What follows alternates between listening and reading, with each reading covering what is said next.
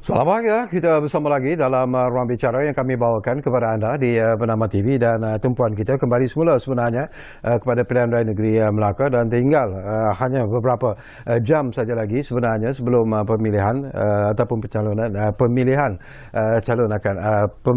akan dilaksanakan dan tentulah calon-calon yang akan bertanding sebenarnya dalam Pilihan Raya Negeri Melaka kali ini semuanya sedang semakin sibuk barangkali untuk berkempen dan sebagainya dalam usaha untuk menarik perhatian pengundi-pengundi nanti. Baik, kita akan tumpukan perhatian kepada apa yang sedang berlaku ketika ini di kalangan calon-calon yang akan bertanding. Jadi topik yang kita pilih hari ini ialah jangan melangok, teruskan berkempen. Saya suka istilah melangok itu. Barangkali melangok itu agaknya apa? Kalau orang utara kata jangan tak tahulah melangok. Tapi apapun itulah topik yang kita pilih hari ini di ruang bicara ini dan insyaAllah kita akan cuba menghubungi 3 calon yang akan bertanding dalam PRN DUN Melaka kali ini dan kita difahamkan bahawa mungkin akan kita hubungi melalui kemudahan Skype dan ada juga mungkin tetamu yang akan kita hubungi melalui kemudahan telefon. Baiklah, saya difahamkan bahawa tetamu pertama yang akan kita hubungi ialah Puan Laila Norinda Maun yang merupakan calon N07 di Gadik dan dia mewakili Putra. Assalamualaikum Puan Laila. Saya tak dengar suara Puan Laila sebenarnya. Waalaikumsalam warahmatullahi wabarakatuh. Jadi kami tahu Puan Laila mungkin agak sibuk ketika ini dengan kempen-kempen di saat-saat terakhir ini. Jadi mungkin menarik jugalah.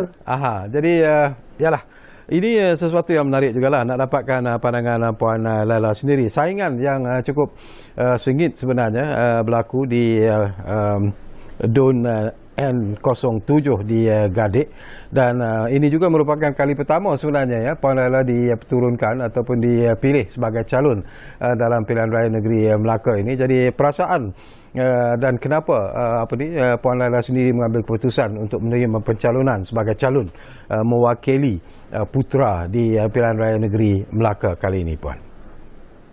Okey, Assalamualaikum warahmatullahi wabarakatuh kepada hos Tuan Syarkawi dan kepada penonton yang menonton Bernama TV pada malam ini.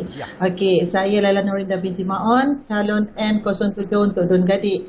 Memang ini adalah kali pertama Putra bertanding di dalam PRN.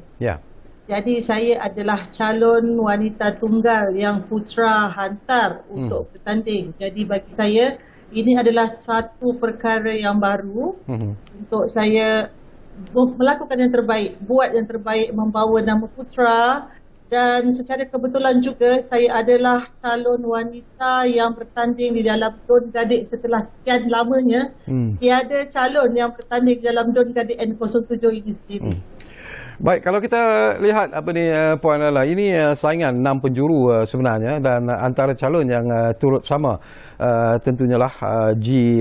Swaminathan dari PH ataupun tepat lagi daripada mewakili parti DAP dan kalau kita lihat juga keputusan dalam Pilihan Raya Negeri Pilihan Raya Umum 2018 G. Swaminathan hanya mendapat majoriti 307 ketika itu. Jadi bagaimana Puan Laila melihat bahawa saingan 6 penjuru ini akan merupakan satu saingan yang cukup hebat dan apakah Puan Laila merasa yakin bahawa mungkin pengundi-pengundi di N07 Gadik ini juga akan mula menerima Puan sebagai calon, terutamanya mewakili satu parti yang dianggap begitu baru sebenarnya, iaitu Putra? Ya, sebenarnya bagi saya seorang pemain politik baru di dalam parti politik yang baru juga di tanah air. Jadi bagi saya tiada mustahil, tidak mustahil seorang yang baru di dalam arena politik untuk berkecimpung, meletakkan diri, mendapatkan kepercayaan dan keyakinan penduduk dan rakyat untuk memberi kami peluang sebuah parti baru yang masih kecil, yang masih baru, yang masih hijau kata orang, masih suci, masih bersih untuk melayakkan diri, menambat hati rakyat dan meyakinkan mereka supaya mengundi sebuah parti baru yang bernama Putra ini.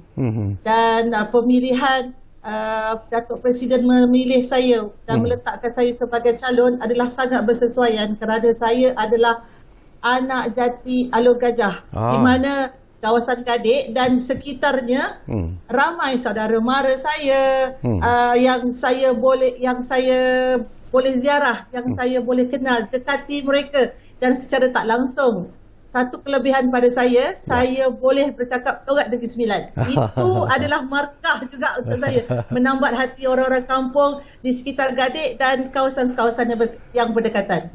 Saya difahamkan bahawa walaupun Puan Laila baru dalam mainan ataupun arena politik tanah air, tetapi dalam Putra sendiri saya difahamkan Puan Laila juga ada memegang jawatan-jawatan penting yang mungkin memberikan kelebihan dan juga pengalaman yang luar biasa sebenarnya kepada Puan Laila untuk bertanding dalam pilihan raya Negeri Melaka kali ini. Boleh kita kongsi bersama, Puan? Ya, boleh. Okey. Saya dengan Parti Putra Melaka dah berkecimpung dari awal penubuhan Putra di Melaka.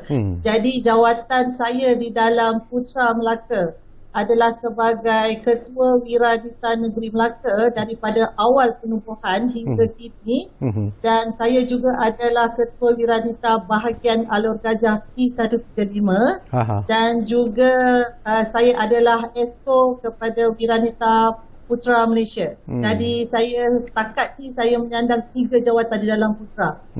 Alhamdulillah. Alhamdulillah. Diberi keyakinan dan kepercayaan daripada seluruh Putra seluruh Malaysia untuk saya maju ke depan, meletakkan diri, memberanikan diri walaupun saya adalah seorang yang baru di dalam arena politik, tetapi bagi saya tiada yang mustahil di mana jika ada semangat dan keyakinan kita boleh maju ke depan.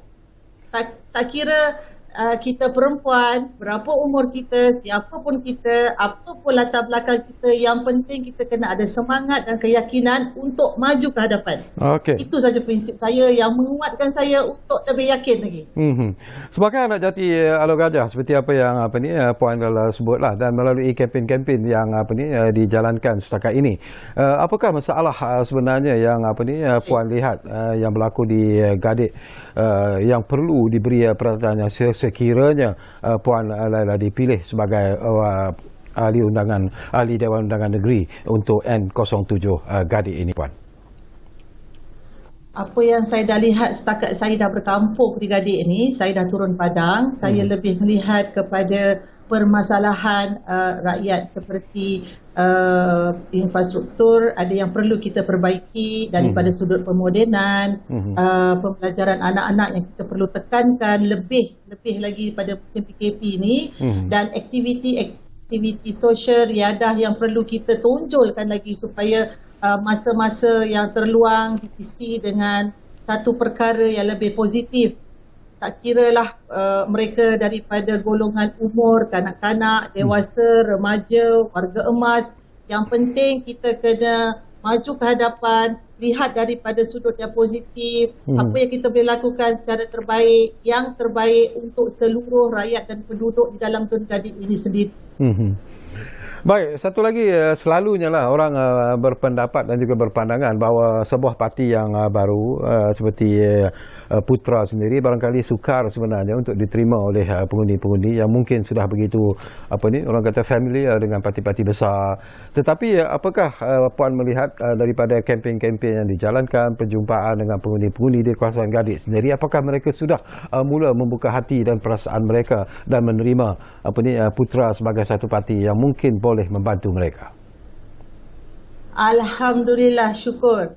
Berkat daripada kita turun padang dengan mengikuti SOP yang ketat sekarang ni, walaupun itu adalah suatu cabaran. Bagi kami, parti politik yang baru, tiada yang mustahil sebenarnya. Tapi dengan usaha yang gigih, dengan cekal, mengikuti SOP, kami kena lebih kerap turun berjumpa rakyat. Sebab contohnya, mereka dah nampak bendera, mereka dah tahu logo dan lambang, tetapi mereka tak nampak muka baru.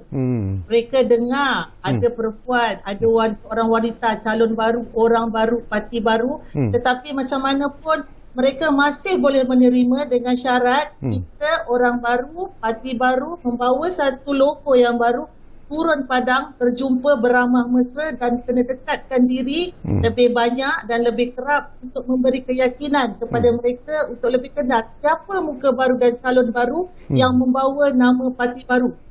Jadi pada pendapat saya, walaupun SOP yang ketat sekarang ni, tapi bagus sebenarnya jika kita lihat daripada sudut positif, kita lebih mendekatkan diri kita dengan permasalahan rakyat. Mereka lebih yakin dengan sebuah parti baru ni yang boleh memimpin mereka suatu hari nanti jika diberi mandat dan kepercayaan. Dari segi kempen juga dengan SOP yang begitu ketat, Puan Laila, bentuk kempen yang Puan dan rakan-rakan dalam Putra lakukan, ialah kita lihat tadi visual mengunjung rumah dan sebagainya. Tetapi selain daripada itu, apa lagi yang Puan Laila dan rakan-rakan dalam Putra lakukan dalam usaha untuk memberi keyakinan kepada pengundi-pengundi di Gadik?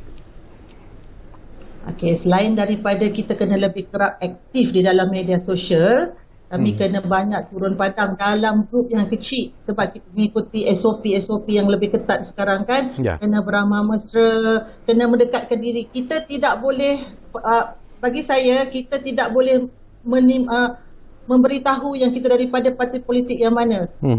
Perkara utama dan yang pertama, kita kena turun padang, jumpa mereka, beri lebih keprihatinan secara telus, secara jujur, bersemuka dengan mereka dan memberi mereka kepercayaan untuk menyokong dan membolehkan kita mendekati mereka dengan lebih dekat dan rapat. Jadi kemudian baru kita terangkan yang kita daripada parti mana, yang mana sebenarnya Putra masih suci sebab moto kami adalah bersih dan bermoral. Jadi kami kena membawa perkataan bersih dan bermoral itu dengan cara yang betul. Diri yang bersih, akhlak yang bermoral dan minda yang positif.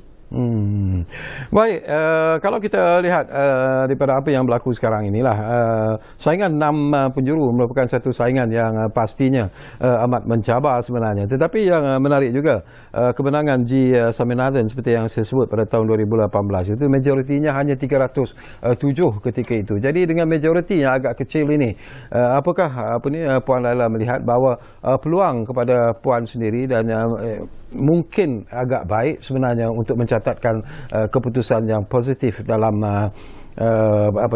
saingan kali ini? Bagi saya personally, tiada yang mustahil.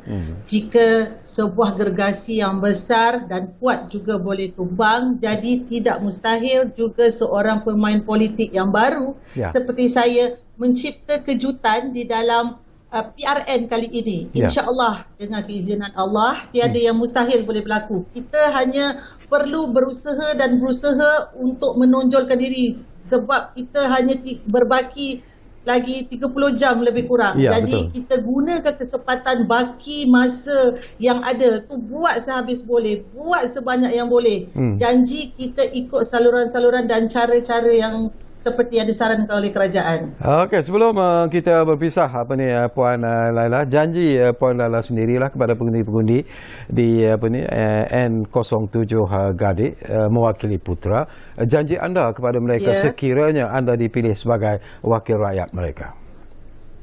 Okey, sebenarnya aspirasi saya lebih kepada menekankan aspek pelajaran kepada anak-anak. Seperti kita tahu sekarang, PKP, pada masa PKP ni sekolah tak boleh buka. Jadi kita tengok anak-anak kita pun sekarang pun lebih banyak terdedah dengan perkara-perkara yang melalaikan.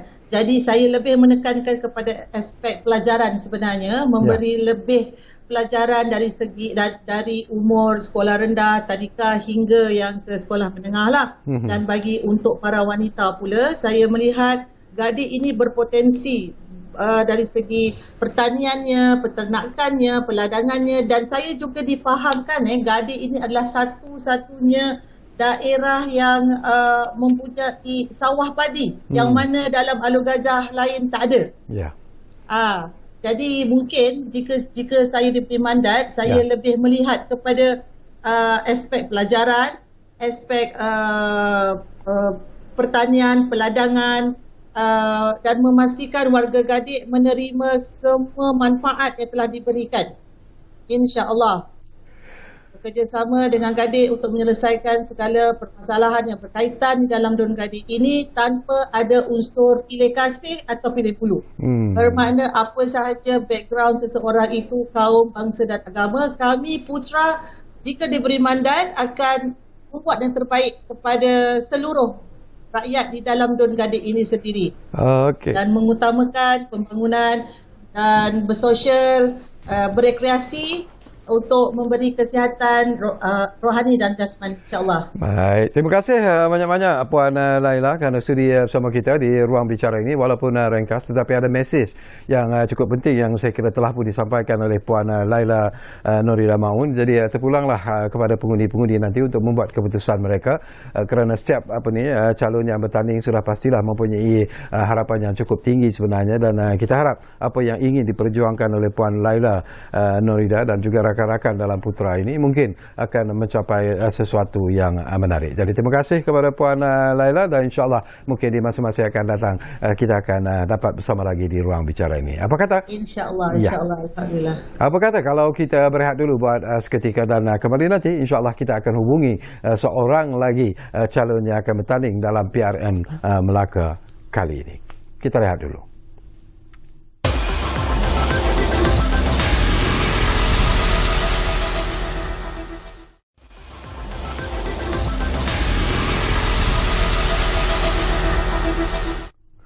Baiklah, kita kembali semula ke ruang bicara ini, dan kita masih lagi menumpukan perhatian kepada calon-calon yang akan bertanding dalam pilihan raya negeri Melaka, dan ini merupakan sesuatu yang cukup penting dan menarik sebenarnya, kerana inilah isu yang sedang mendapat tumpuan sebenarnya, bukan saja dari rakyat Melaka tetapi juga dari penduduk seluruh Malaysia sebenarnya sedang menumpukan perhatian mereka kepada apa yang akan berlaku nanti dalam pilihan raya negeri Dun Melaka. Baik, kita akan cuba mendapatkan seorang lagi tetamu di ruang bicara, dan kali ini kita akan sembang melalui kemudahan telefon, dan saya difahamkan calon N04 kawasan Lendu mewakili PN ataupun Bersatu, dia ialah Major Dollah yang difahamkan sudah pun ada di talian kita sekarang ini. Assalamualaikum Major. Waalaikumsalam ya. Tuan sihat ya? Alhamdulillah.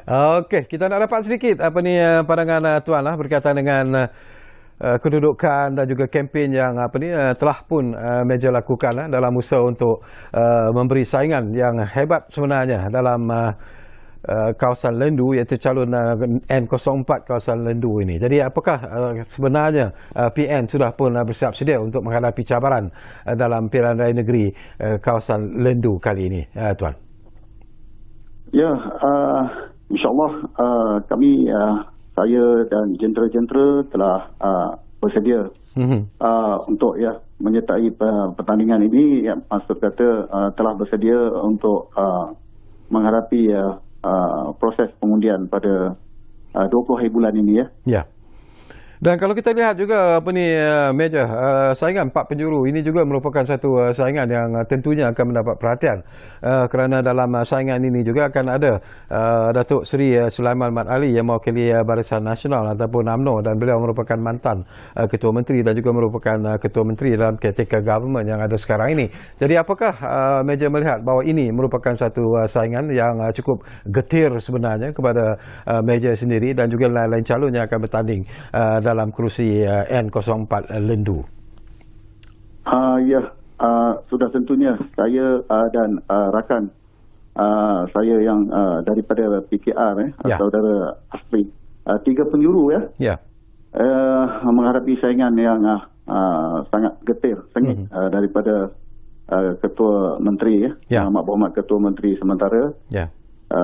Ialah umpama kata orang Ketua Menteri masih lagi Ketua Menteri walaupun sementara, tapi mempunyai aset-aset beliau yang mana dalam kempen beliau diiringi dengan rider-rider, pengiring-pengiring dan siren-siren dan sebagainya.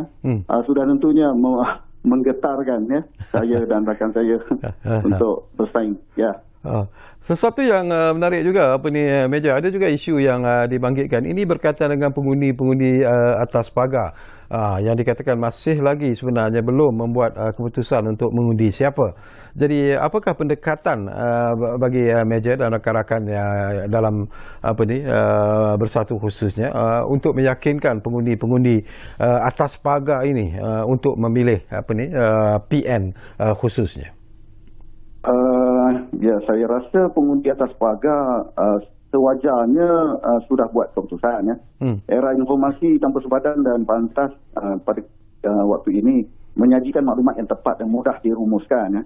Pendekatan tetap diteruskan untuk meyakinkan mereka memilih Perikatan Nasional melalui ulang siar sosial media, Facebook, YouTube Live, WhatsApp, Insta, TikTok dan sebagainya, agar mereka sentiasa update dengan info-info semasa terkini berkaitan manifesto Perikatan Nasional menuju ke arah Melaka Bangkit Gemilang, insya-Allah. Ada juga pandangan dan pendapat Meja. Saya juga nak dapat pandangan Meja secara ikhlas lah. Kempen yang dijalankan terutamanya mereka melihat tentang apa yang diperjuangkan oleh Perikatan Nasional dan apa juga ada apa yang diperjuangkan oleh Barisan Nasional, sedangkan kedua-dua parti ini merupakan parti-parti yang berada dalam Perikatan Nasional di peringkat federal ataupun di sebagai kepimpinan kerajaan kita sekarang ini. Tetapi apakah anda melihat bahawa dengan kempen-kempen yang dijalankan oleh PN dan juga BN ini di Melaka khususnya akan sedikit sebanyak memberikan impak ataupun kesan yang mungkin agak negatif kepada PN dan juga BN sendiri? Saya melihat pilihan raya ini dilaksanakan secara tergesa-gesa, tidak terancang, sudah tentunya akan memberi kesan kepada manifesto, kempen dan sebagainya dalam suasana COVID, terlalu banyak kekangan-kekangan itu dan sekatan-sekatan untuk memastikan warga Lendu khususnya dan Melaka amnya terpelihara daripada kata orang COVID-19. Jadi memang memberi kesan dan rata-rata rakyat sebenarnya tidak meminta pilihan raya ini, tapi terpaksa melunaskan hak mereka. Tapi bila Meja sebut tentang isu itu, Meja, ada juga pandangan mengatakan bahawa mungkin ada juga golongan rakyat di Melaka ini yang merasa fed up dengan apa yang berlaku dengan senario politik semasa yang sedang berlaku ketika ini. Jadi mungkin seruan Meja sendirilah kepada pengundi-pengundi yang merasakan bahawa mereka dah tidak mahu turun untuk mengundi dan sebagainya. Mungkin ada nasihat yang ingin Meja sampaikan kepada golongan-golongan ataupun kepada pengundi-pengundi yang merasakan sebegini sebenarnya, Meja. Ya. Sememangnya rata-rata warga Lendu di zon saya yang saya santuni menyuarakan rasa tidak puas hati mereka mengapa di waktu-waktu sukar pandemik COVID-19 yang masih belum selesai sepenuhnya ini pilihan raya negeri mesti dilaksanakan. Saya kira mereka akan keluar juga kerana terpaksa melunaskan hak memilih masing-masing. Ada kebarangkalian mereka akan kata orang menterjemahkan ketidakpuasan hati mereka tersebut di atas kertas undi. Dan dalam hal ini saya mengharapkan ianya akan menyebelahi parti Perikatan Nasional saya, insya-Allah. Dan aspirasi Meja sendiri sebagai calon di N04 Lendu. Ya, aspirasi saya adalah melihat warga Lendu menikmati kehidupan yang lebih mesra, bersatu padu, tidak terbelenggu dengan apa-apa sentimen tertentu yang boleh memecah belahkan perpaduan dan silaturahim. Dia lebih sejahtera, sihat, dan kata orang membangun dengan pendidikan yang lebih tinggi, taraf ekonomi lebih baik dan seimbang dengan pembangunan sasiah diri, hidup dalam kata orang kemakmuran dan perpaduan menuju Melaka Bangkit Gemilang, insya-Allah. Dan mungkin juga Meja, kita juga ingin berkongsi pandangan dan juga daripada kempen-kempen yang Meja dan rakan-rakan dalam PN lakukan ini. Apa sebenarnya yang diinginkan oleh rakyat terutamanya di kawasan Lendu itu sendiri, Meja? Maaf, tak berapa jelas ya. Agaknya antara isu-isu yang perlu diberi perhatian yang serius oleh meja dan rakan-rakan dalam PN dalam usaha untuk membantu kehidupan rakyat ataupun masyarakat di kawasan Lendu itu sendiri. Apa masalah mereka yang perlu diberi perhatian segera dan serius? Oh baik. Saya akan memetik manifesto terakhir yang dibentangkan oleh yang berhormat Tan Sri Presiden saya, Perikatan Nasional, iaitu keteguhan dan kejujuran pentadbiran urus tadbir. Jadi apa yang saya lihat, saya perlu fokus kepada memperkasakan peranan jawatan kuasa pengurusan Dewan Undangan Negeri bagi Lendu, ya, kerana di situlah titik tolak bermulanya segala penyelesaian, langkah-langkah penyelesaian apa-apa mekanisme untuk menyelesaikan masalah warga Lendu dalam semua aspek, ya. Bila you sebut semua aspek itu, antara aspek yang penting sebenarnya yang perlu disegerakan untuk membantu masyarakat Lendu itu, apa yang mereka mahukan dilaksanakan dengan segera sebenarnya, Meja? Ya, saya kira dalam konteks peningkatan ekonomi, sudah tentunya warga Lendu mengharapkan peluang-peluang pekerjaan diwujudkan bagi daerah Lendu ini, ya. Yang saya nampak sebagai contoh, beberapa lokasi pelancongan di kata orang selaraskan dengan lain-lain tempat menarik di don-don lain untuk dijadikan satu package pelancongan, di mana sebagai contoh di Pekan Masjid Tanah ini kita terdapat masjid yang dibuat daripada tanah berusia lebih 100 tahun, ada jam besar yang tercipta pada tahun 1957. Ya, kemudian beberapa tempat lokasi atau orang bagi rakyat nak menikmati masakan yang sedap seperti rojak sotong, ya, salai, ikan salai, daging salai, ya. Jadi tempat-tempat ini jika dibangunkan, disepadukan dengan lain-lain tempat menarik seperti Tanjung Bidara, kolam air panas di Cerana Putih, ya, serta asam pedas di Kuala Linggi. Contohnya jika disepadukan akan menyebabkan ramai orang luar, sama ada dari luar dalam Melaka atau luar Melaka, datang ke Masjid Tanah ini, seterusnya singgah di Lendu untuk kata orang sedikit sebanyak akan meningkatkan peluang pekerjaan dan taraf ekonomi warga Lendu, insyaAllah. Kempen-kempen yang Meja lakukan bersama dengan rakan-rakan dalam PN sendiri, apakah Meja melihat bahawa ada sambutan dan juga respon yang positif daripada pengundi-pengundi di kawasan N04 Lendu ini, Meja? Ya, memang sambutan positif, tetapi ialah seperti yang saya sebentar tadi, kekangan-kekangan yang dihadapi bagi mematuhi kehendak SOP MKN dan KKN, menyebabkan kempen ini tak dapat dilaksanakan dengan sepenuhnya. Saya kira hanya mencapai dalam 20 ke 30% saja. Yang lain dibantu oleh sosial media. Bagaimanapun jika dalam konteks sambutan amat menggalakkan, ya. Mereka saya kira inginkan perubahan, ingin perubahan kepimpinan yang lebih telus, terbuka, ya, politik yang lebih sihat, matang dan sebagainya. Dan saya juga dapat pandangan Meja lah. Ada juga yang berpendapat dan juga melakukan analisis yang tersendiri, mengatakan bahawa mungkin keputusan pilihan raya negeri Dun Melaka kali ini mungkin akan menjadi satu perkara yang mungkin akan memberikan satu dimensi, satu perspektif yang mungkin di luar jangkaan dalam senario politik di Malaysia secara keseluruhannya, terutamanya menjelang PRU yang ke-15 nanti. Jadi apakah Meja juga merasakan bahawa ini mungkin akan berlaku dan keputusan PRN Dun Melaka ini juga mungkin akan memberikan satu gambaran yang lebih jelas ke arah mana sebenarnya politik di Malaysia ini akan dibawa? Ya, berat soalan ni, ya.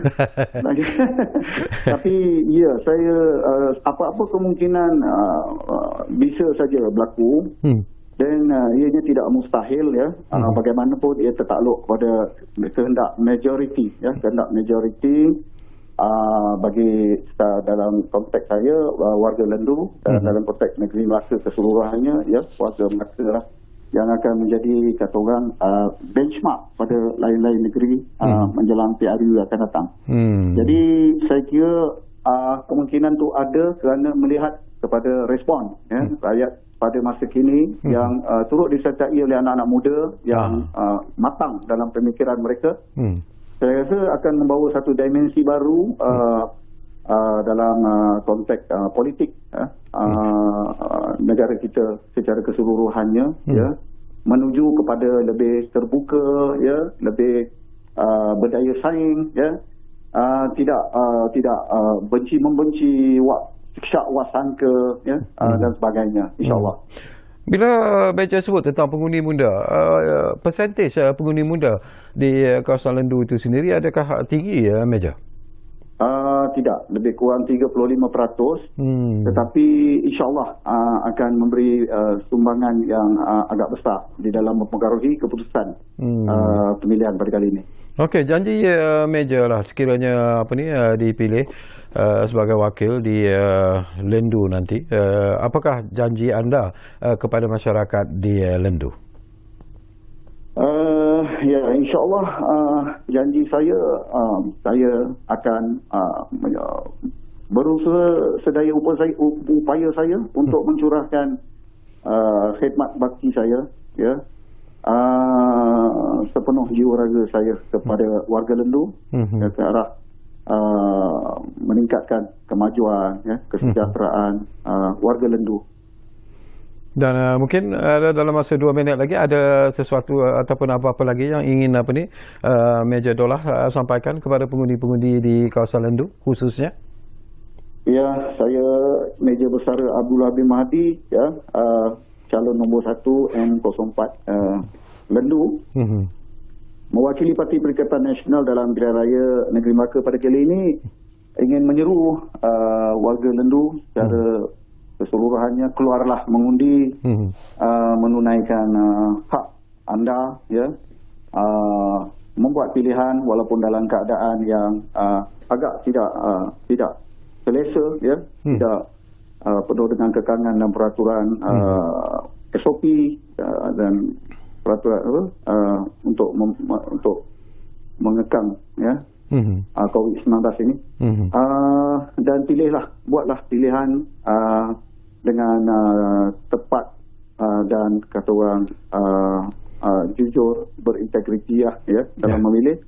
Dan saya kira akhirnya ingat Meja Dollah, undilah Perikatan Nasional. Sebelum saya lupa Meja, kita di penghujung, sepantas-pantasnya lah, kalau kita lihat pada keputusan 3 penjuru ataupun dalam pilihan raya lalu lah, maafkan saya, 2018 Datuk Seri Sulaiman Mat Ali yang mewakili BN ketika itu ataupun UMNO hanya mendapat majoriti, kelebihan majoriti 627. Jadi dengan majoriti yang tidaklah begitu besar sebenarnya, apakah ini menandakan bahawa ada harapan yang cukup baik sebenarnya kepada calon-calon yang bertanding kali ini di N04 Lendu ini? Serengka-ringkasnya, Meja. Ya, saya tidak ambil itu sebagai ukuran kerana senario dia sangat berbeza. Ya. Senario sekarang adalah kita berjuang untuk menghentikan tren lompat parti, tukar kerajaan, tukar kerajaan, buat pilihan raya mengejut macam ni, ya. Jadi itu sebenarnya yang diperjuangkan. Jadi tren itu agak sangat berbeza daripada PRU 14, ya, di mana rakyat, bagi warga Lendu khususnya, lebih melihat kepada kestabilan politik pada masa-masa akan datang. Jadi ia juga senario juga berbeza di mana Parti Perikatan Nasional sekarang ini telah disertai oleh komposisi Bersatu, ya, Gerakan dan PAS. Jadi berbeza sekali daripada PRB14 saya kira. Baik, terima kasih banyak-banyak kepada Meja Daulah ataupun sebenarnya Encik Abdullah Mahadi yang mewakili PN Bersatu dan tiga saingan tiga penjuru cukup genting sebenarnya turut ada di sana ialah Muhammad Asri Ibrahim yang mewakili PKR dan kemudiannya tentunya lah Datuk Seri Sulaiman Mat Ali yang mewakili Barisan Nasional. Jadi terima kasih banyak-banyak kepada Meja Daulah kerana sudi bersama kita di ruang bicara ini dan kita akan berehat sekali lagi dan kembali nanti insya-Allah kita akan hubungi seorang lagi calon yang akan bertanding dalam Pilihan Raya Negeri Dun Melaka. Kita lihat buat kali terakhir.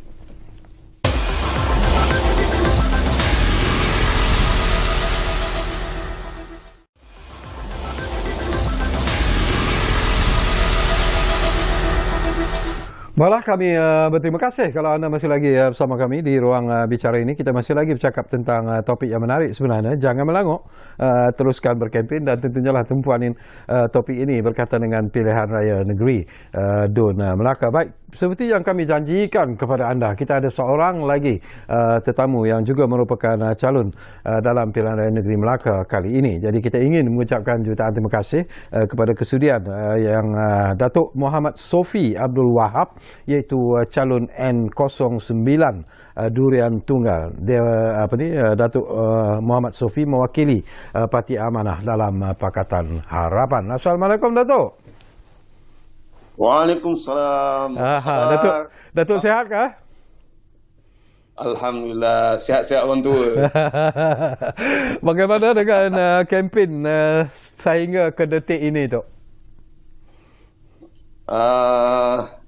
Bagaimana biasa kita tahu bahawa kita berada dalam norma baru, jadi kita mesti mematuhi apa yang digariskan oleh KN, oleh KKM dan juga SPR. Jadi mau tidak mahu, oleh kerana kita berada dalam situasi COVID ini, jadi kita mesti mematuhi apa yang telah digariskan oleh pihak berkuasa lah.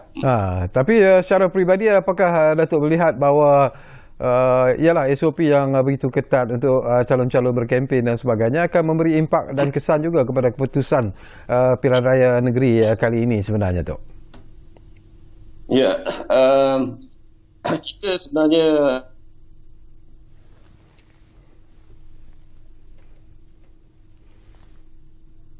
kami terputus sedikit. Ya, silakan, Tok. Ya. Jadi calon ni sebanyak 2 kali, tapi sebelum itu kita terlibat dengan kempen sebagai petugas. Jadi pilihan raya kali ini benar-benar jauh berbeza dengan pilihan raya sebelum ini. Jadi mau tidak mau sudah tentu ianya memberi kesan besar kepada calon-calon kerana kita tidak dapat bersemuka secara fizikal dengan pengundi. Jadi kita terpaksa mempelbagaikan program dan ini sedikit banyak memang mempengaruhi keputusan pilihan raya lah, terutama kepada mungkin calon-calon baru yang belum dikenali ataupun yang memang kata tidak dapat memperkenalkan diri, tidak dapat mengadakan ceramah-ceramah dan sebagainya.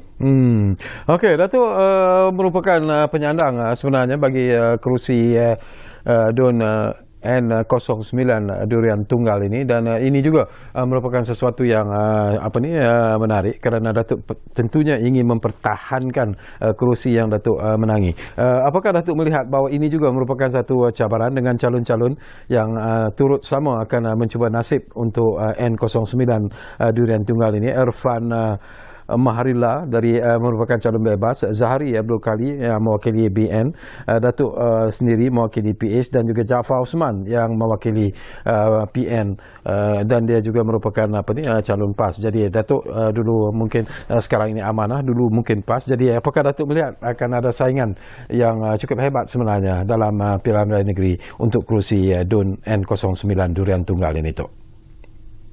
Kita tidak pernah memperkecilkan sahabat-sahabat saya yang menjadi calon ataupun yang bertanding di N09 ini, kerana kita tahu bahawa masing-masing mempunyai kelebihan, masing-masing mempunyai karisma masing-masing. Jadi saya tidak pernah memperkecilkan sahabat-sahabat saya yang bertanding, 3 orang calon lagi, walaupun kita tahu bahawa saya sebagai incumbent, sebenarnya saya melihat bahawa ini satu cabaran besar kepada saya untuk mempertahankan kursi ini. Banding dengan ketika saya bertanding pada 2018 dulu, saya sebagai pencabar menentang incumbent juga pada masa itu. Jadi pada masa itu saya sifatkan saya sebagai underdog lah. Tapi kali ini cabarannya lebih besar kerana saya mempertahankan jawatan ini. Saya secara ringkasnya saya tidak pernah memperkecilkan sahabat-sahabat saya, 3 calon lain lah.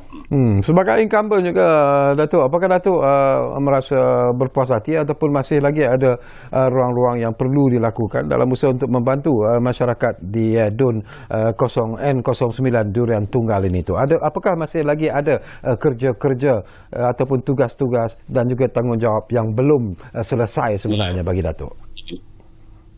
Saya sebenarnya mendapat pengalaman yang saya rasa pengalaman yang berharga, kerana pada 22 bulan yang pertama selepas PRU dahulu, saya menjadi adun kerajaan. Itu menjadi esko. Jadi apabila kita jadi adun kerajaan ataupun jadi esko, kita mempunyai ruang yang sangat luas, termasuklah bajet untuk berkhidmat kepada masyarakat dan sebagainya. Tetapi selepas 22 bulan itu kerajaan bertukar, saya menjadi adun pembangkang. Dan saya yakin Tuan Syarkawi pun faham bahawa adun pembangkang di Melaka ini kita tidak mendapat bajet seperti adun pembangkang di Johor, adun pembangkang di Perak yang mereka mendapat bajet sama dengan kerajaan. Jadi kekangan itu menyebabkan saya tidak dapat memberikan perkhidmatan sebagaimana sebelum ketika 22 bulan ketika menjadi kerajaan. Namun saya rasa ralat kerana sepatutnya tidak dibubarkan, kerana ada cara lain untuk kita mengelakkan pilihan raya. Jadi sebenarnya saya rasa terkilan kerana saya tidak dapat memberikan perkhidmatan sehingga 5 tahun. Sedangkan sepatutnya DUN ini dibubarkan mungkin tahun depan atau tahun 2023. Jadi sudah tentulah saya merasakan terkilan kerana tidak dapat memberikan perkhidmatan sehingga ke maksimum period tinggal pilihan raya umum 14. Jadi banyak benda ataupun program saya yang saya rancang selama 4-5 tahun itu tidak sempat saya laksanakan. Dan saya yakin walaupun saya jadi adun pembangkang, program-program kebajikan seperti antaranya saya menyalurkan tampin pakai buang percuma sebanyak 6,400 pek, katil hospital kepada 45 orang, dan lain-lain program saya sanitasi rumah warga Durian Tunggal, lebih daripada 1,500 rumah yang saya sanitize. Saya menerima aduan lebih daripada 2,000 aduan sepanjang 3 tahun dan saya selesaikan sebanyak 91% aduan. Jadi saya sebenarnya yakin walaupun saya jadi adun pembangkang, tapi kalau diberi masa sehingga 5 tahun, banyak program kebajikan, banyak masalah rakyat yang dapat saya selesaikan. Namun takdir telah menentukan bahawa saya hanya boleh memberikan perkhidmatan selama 3 tahun lebih setelah DUN dibubarkan. Dalam hati kecil Datuk sendirilah, apakah Datuk melihat bahawa sebenarnya calon ataupun masyarakat Durian Tunggal sendiri sebenarnya masih memerlukan khidmat Datuk sebenarnya untuk meneruskan perjuangan-perjuangan yang belum selesai itu, Tok? Saya memfokuskan kepada program kebajikan sebab ketika jadi kerajaan banyak benda ataupun banyak program yang kita boleh laksanakan secara berskala besar kerana kita ada bajet. Tetapi walaupun begitu, selepas saya jadi adun pembangkang, saya teruskan juga program-program terutamanya program-program kebajikan, kerana saya merasakan bahawa ramai di kalangan rakyat yang memerlukan bantuan. Sebab itu walaupun saya sebagai adun pembangkang, tetapi kita membantu rakyat untuk memohon bantuan JKM, memohon bantuan Majlis Agama Islam, memohon bantuan macam-macam bantuan yang disediakan oleh jabatan. Jadi sebenarnya saya boleh melakukan perkara ini dalam jangka masa 5 tahun itu lebih banyak lagi. Walaupun kita tahu bahawa kita sebagai adun pembangkang kita terbatas, tapi ianya tidak membataskan saya untuk membantu rakyat mendapatkan bantuan-bantuan khusus kepada rakyat di Durian Tunggal, di samping program-program yang saya buat seperti aduan awam, membantu mereka yang dibuang kerja, juga program kebajikan dan kerohanian yang saya yakin bahawa banyak benda yang saya boleh buat kalau saya diberi tempoh selama 5 tahun ini. Kita tahu apa Datuk ya, ini hakikat yang hakiki yang terpaksa kita terima lah. Saingan dalam pilihan raya negeri DUN Melaka kali ini tumpuan ialah kepada 3 parti terbesar sebenarnya, iaitu BN Barisan Nasional, Perikatan Nasional, dan juga PH Pakatan Harapan. Dan apakah Datuk melihat bahawa 3 parti ini akan terus bersaing, dan apakah Datuk dalam hati kecil Datuk tentulah ingin PH kembali semula berkuasa seperti apa yang berlaku sebelum ini, tetapi bagaimana dengan penerimaan rakyat Melaka secara keseluruhannya terhadap Pakatan Harapan itu sendiri itu? Apakah Datuk merasa yakin dan confident bahawa rakyat Melaka akan menerima semula PH sebagai antara parti yang harus diberi keutamaan?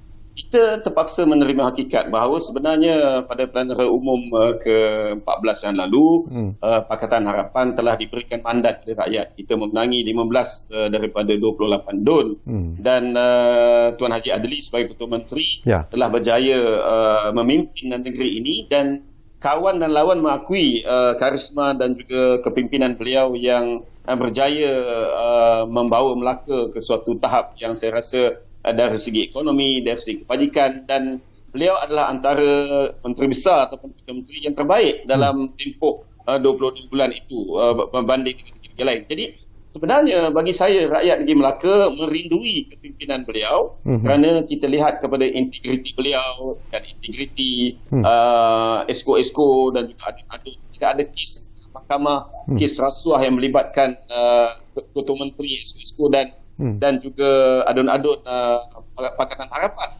selama 22 bulan itu. Jadi sebenarnya rakyat juga kena ingat, dan saya merayu kepada rakyat supaya mengerti balik.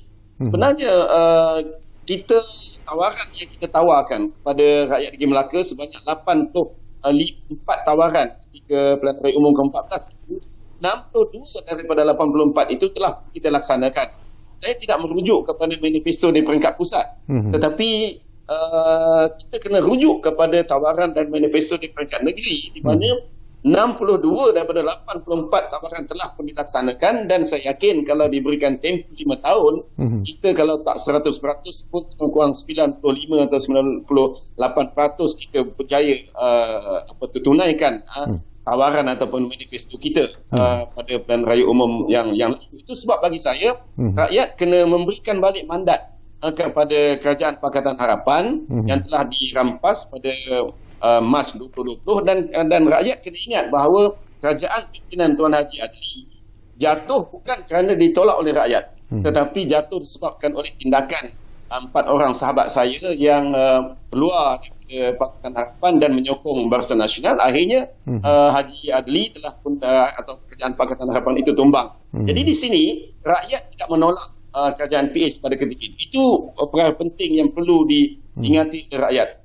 Program rumah peduli, rumah percuma, rumah harapan, rumah berkat, itu semua adalah perkara yang perlu diingati oleh rakyat. Dan saya yakin rakyat masih merindui kepimpinan beliau, bermula daripada Ketua Menteri sehinggalah kepada JKK ataupun ketika kita panggil MPKK, semuanya telus dan berbeza dengan 60 tahun di bawah pemerintahan Barisan Nasional. Okey, sebagai incumbent, sebagai penyandang untuk kerusi N09 Durian Tunggal ini, mungkin Datuk tak ada masalah sebenarnya. Mungkin ramai masyarakat Durian Tunggal yang sudah pun mengenali Datuk secara peribadi dan sebenarnya. Jadi apakah Datuk melihat bahawa peluang Datuk dalam mempertahankan kerusi DUN N09 Durian Tunggal ini jauh lebih baik daripada calon-calon yang lain, ataupun Datuk juga sebenarnya merasa bimbang kerana kalau kemenangan Datuk pada tahun 2018 itu dengan majoriti yang agak kecil juga, iaitu 763. Jadi dalam hati kecil Datuk, apakah rasa bimbang itu masih ada sebenarnya? saya sebenarnya sebagaimana yang Tuan Sarkawi kita bincang awal tadi, bahawa saya tidak pernah memperkecilkan calon-calon lain yang saya rasa masing-masing mempunyai kelebihan. Tetapi kita ataupun sebagai incumbent ataupun penyandang sudah tentu dari segi dikenali oleh rakyat itu saya berada di hadapan. Kerana perkhidmatan saya selama 3 tahun lebih, saya sudah tentu rakyat lebih mengenali saya berbanding dengan calon-calon lain. Tetapi itu tidak menggambarkan saya overconfident. Saya tetap seperti saya ketika saya bertanding pada pilihan raya umum yang lalu, iaitu saya mendekati rakyat secara dibenarkan oleh undang-undang, dan saya tidak merasakan bahawa saya confirm boleh menang. Kerana kita tahu bahawa sebagai di dalam politik ini apa juga yang berlaku, tetapi kelebihan itu tetap ada. Itu dari segi rakyat mengenali saya dan program-program yang telah saya laksanakan itu, saya harap diingati oleh rakyat lah. Bukan kata nak balas budi, tetapi sekurang-kurangnya ingatilah saya. Itu saja, Tuan. Okey, Datuk. Sebelum kita berpisah, ialah masih ada lagi 1 ataupun 2 minit. Saya beri 2 minit, Tok. Saya beri peluang kepada Datuk lah. Janji Datuk kepada masyarakat di N09 Durian Tunggal, sekiranya Datuk diberi sekali lagi mandat untuk mewakili mereka bagi kerusi Dewan Undangan Negeri N09 Durian Tunggal. Silakan, Datuk.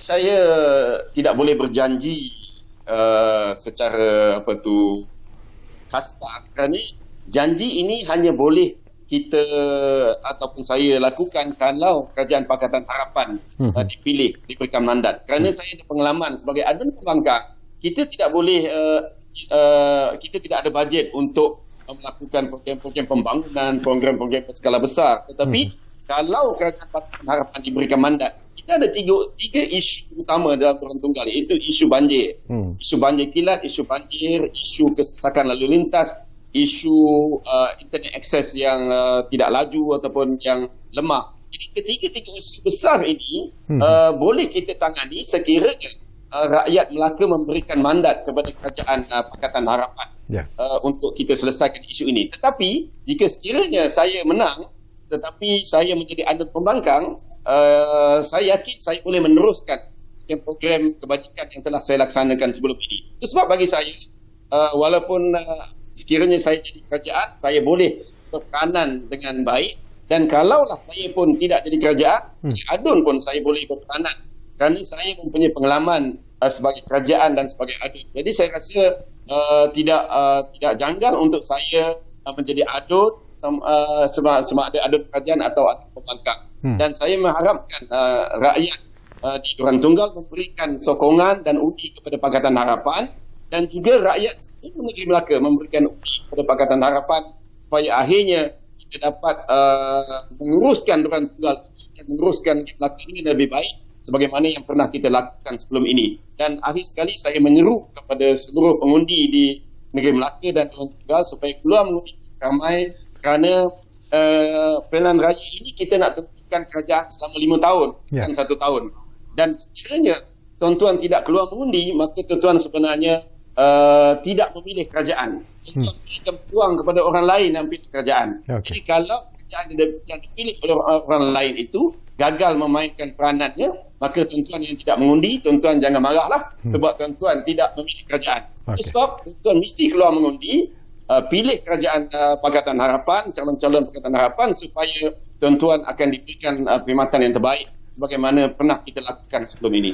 Okey, terima kasih banyak-banyak kepada Datuk Muhammad Sofi Abdul Wahab kerana sudi bersama kita di ruang bicara ini. Jadi apa yang boleh kami ucapkan ialah all the best to you, Datuk, ya, dan kita harap insya-Allah mungkin apa yang Datuk cita-citakan itu akan menjadi kenyataan semula. Baiklah, terima kasih kepada anda yang menumpukan perhatian bersama kami di ruang bicara ini, dan jangan lupa kepada rakyat Melaka sendiri dan juga kepada calon-calon yang akan bertanding nanti, hanya ada masa lebih kurang 30 jam saja lagi sebenarnya untuk mereka untuk calon-calon ini berkempen, dan terpulanglah kepada rakyat Melaka selepas ini untuk memilih siapakah yang akan mewakili mereka sebenarnya di kerusi-kerusi yang dipertandingkan dalam pilihan raya Dewan Undangan Negeri Melaka kali ini. Jadi terima kasih, dan insyaAllah kami akan terus memberikan tumpuan kepada pilihan raya negeri Melaka ini dari masa ke semasa, untuk memberikan kedudukan mutakhir dan sebagainya. Kita jumpa lagi dalam ruang bicara dari masa ke semasa. Assalamualaikum.